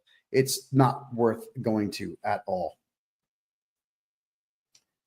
Alrighty. Question. As you know, I just finished getting out of a bankruptcy. Does my bankruptcy guy have to file my taxes this year since he finalized it all? No. And if the bankruptcy wasn't huge, like millions of dollars or hundreds of thousands of dollars, we could actually reverse the bankruptcy. Bankruptcies are not the first choice. They're always the last choice. There's so many ways to win with taxes and debt that bankruptcy should always be the absolute last thing, because it is a nuisance to get through. But anyone can do your taxes afterwards. Hopefully, I'm going to be your tax guy. Okay, here's a good point. I asked Grok on X if I have to, but and it says no, but my bankruptcy guy says they have to. I signed their document that says they would do it. Okay. Every trustee and bankruptcy professional in Canada is a lying loser. Stay away from them. They don't work for you. They work for the CRA. So it's a bad idea for anybody to get involved with these people. Just don't do it. And as for consumer proposals, bad idea. Why? Because it doesn't improve your credit rating, and you still owe the money. The idea of doing something like this is not to owe money. But in a consumer proposal, you still owe the money. You're still stressed out. No, you don't do consumer proposals at all. They're a scam. They're a total scam. Absolutely total scam. What is the Smith maneuver? Something that doesn't work as well as you think it does. And that would be an extremely elongated thing to talk about here. It's not something that I can answer, even in the last 10 minutes that we have here. Do I do living trusts? Yes. Here's the way that we do it. On the low level here, you have numbered corporations. Corporation A owns your house, holding company. Corporation B has all your funding in it. Corporation C, cars and property. Corporation D, do business in that corporation.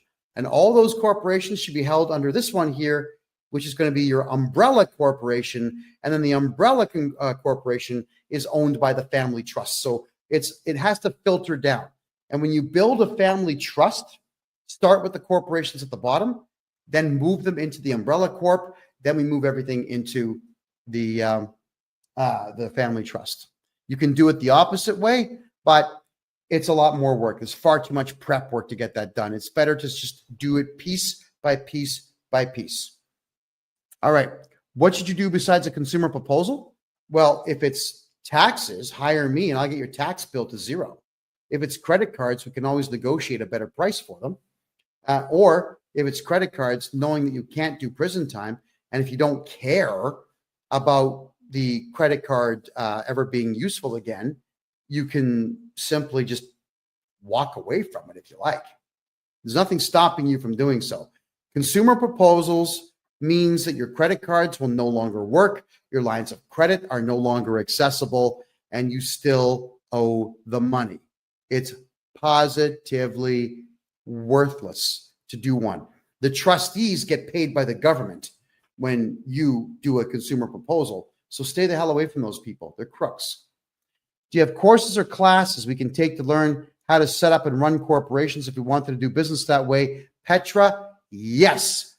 Starting March, the last Wednesday of every March at 8 p.m. Eastern time, all year long, which is going to be 5 p.m. Pacific time and something like 7 p.m. Eastern time, or sorry, Atlantic time. It's going to be right in the middle so everyone can be there for it.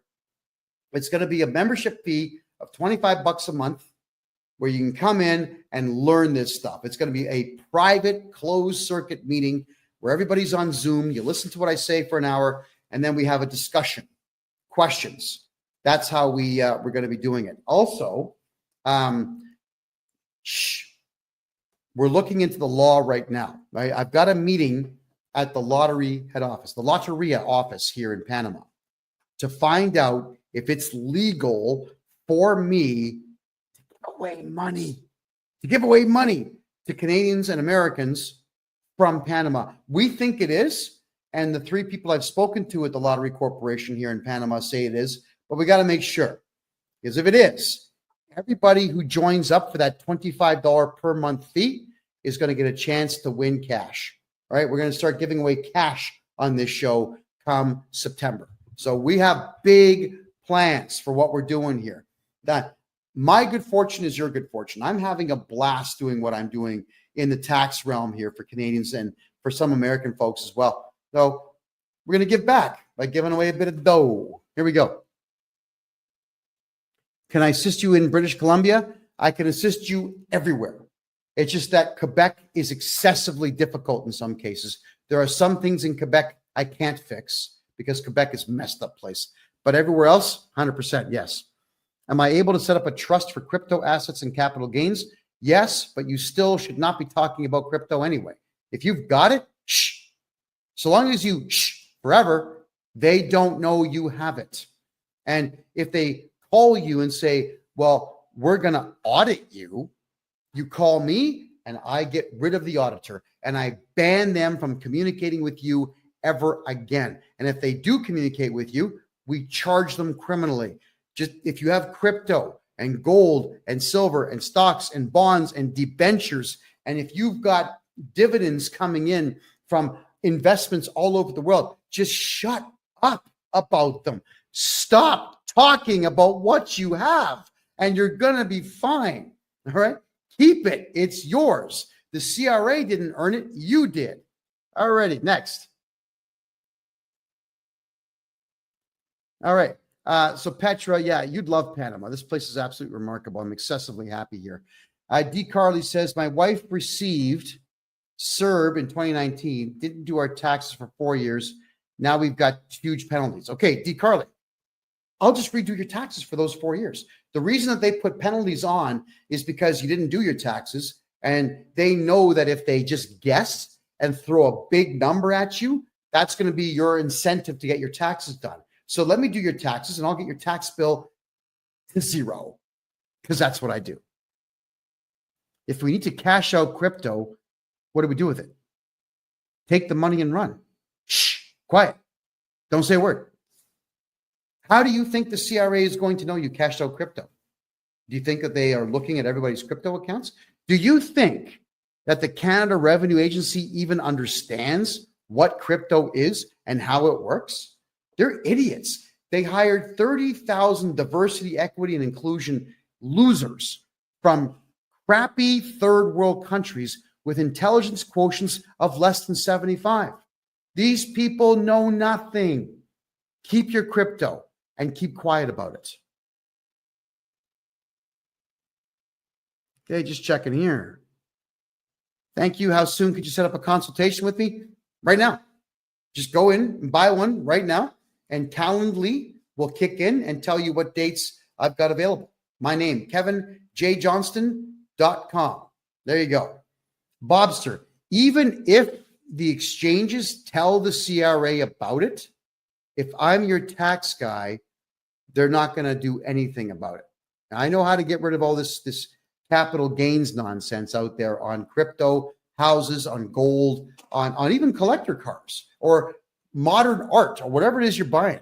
If there's going to be a capital gain on there, I'm getting rid of it for you. The CRA can't stop me from doing what I'm doing because it's all legal what I do. All I'm doing is using their own rules to defeat them. And they don't like that because they throw all these clauses of the Excise Tax Act that they're relying on. So I throw back 3 times the number, all of them that suit me. You know, too bad. So sad.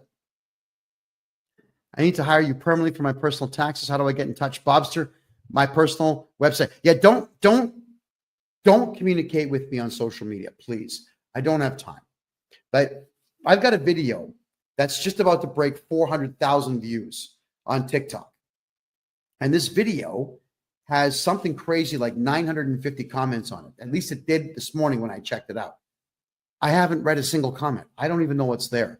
I don't have time to go through social media. So hit me on my website, please, KevinJJohnston.me. That one's got the contact form for you, and you can simply communicate with me there. I'll get back to you as quickly as I possibly can.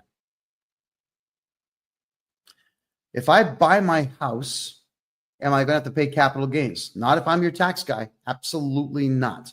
There's no such thing as capital gains if this guy is your tax guy. Alrighty. Now we're down to our last 4 minutes here, everybody. So I'll take a couple of more quick questions here, and then we'll draw our conclusions for the night and part ways for another week.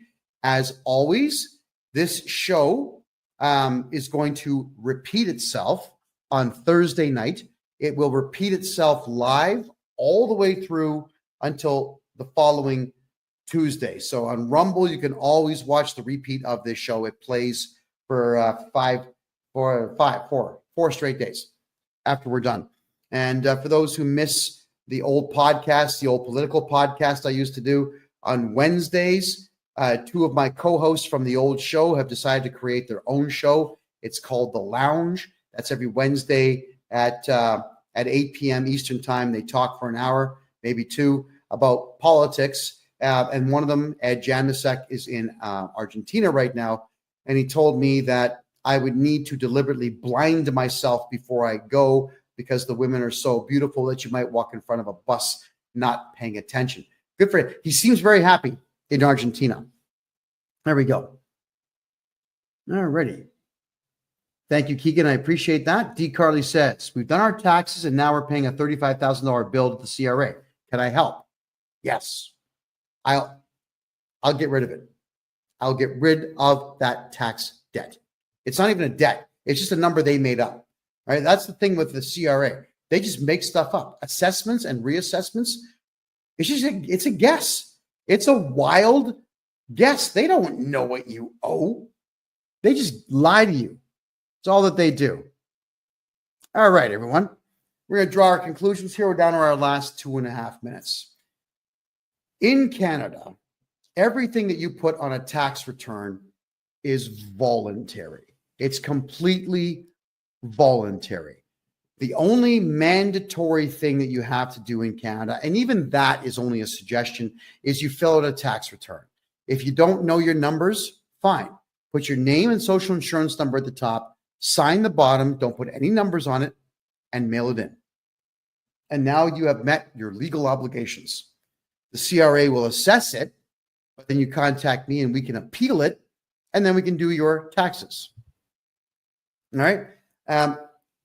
We want to make sure that each and every one of you knows your rights. And you've got the right to remain silent, so don't talk to the CRA. Have me become your tax guy and your legal agent so that I talk to them and not you, because they're always fishing for information. That's just how it works. The CRA knows nothing about you until you tell them. Because like I said earlier, they've got a bunch of morons working for them. They are not intelligent people at all. In fact, they all hate each other who work for the CRA because they've taken 100 different cultures and threw them all in the same offices and said, here you go, get along. Well, we know that doesn't work. So let them argue with each other and let us do your taxes for you so that we can get you back everything that they've taken from you. All right, so get a hold of me, folks. Joseph, thank you for the rose. Greatly appreciate that. My name's Kevin J. Johnston, everybody. I am formerly a journalist, and I am now Canada's #1 tax guy. Yes, I am Canada's biggest mouth. This yap never stops moving, and it always is going to tell you the truth as I know it to be about taxes, politics, money, finance, commerce, the whole 9 yards. Yes, I do live in Panama City now because I can't stand communist Canada.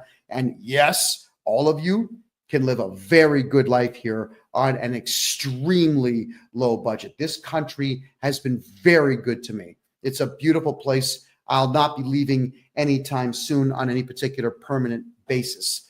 You got to check it out for yourselves. All right, everybody. This is the Tax and Money Show, episode number 51. Every Tuesday, 9 p.m. Eastern Time.